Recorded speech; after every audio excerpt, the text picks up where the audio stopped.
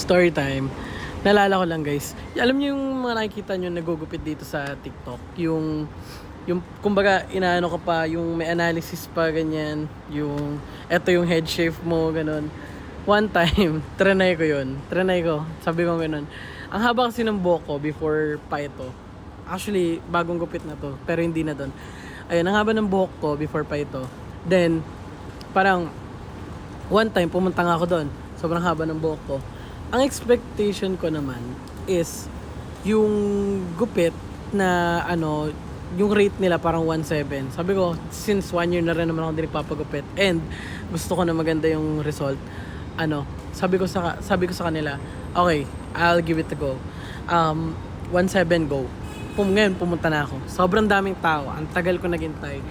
Umabot ako ng gabi, syempre dahil may reservation and all. Tapos yung ang dami doon mapepera, like nagbibigay talaga sila ng tip 1,000, 2,000 ganyan. Ako naman, sabi ko ganoon, well, kapag maganda naman yung resulta, I'll be more than happy to provide at least 500. Sabi ko ganoon.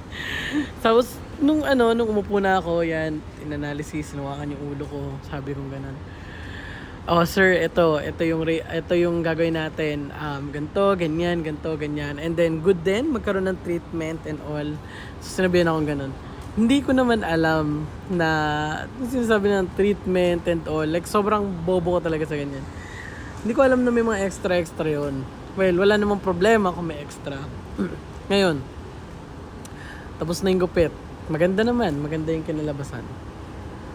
Guys, paglapit ko dun sa sa logbook. Lapit ako sa logbook. Tinignan ko, ang aking bill ay 4,300. From 1.7 na in-expect ko. 4.3 guys.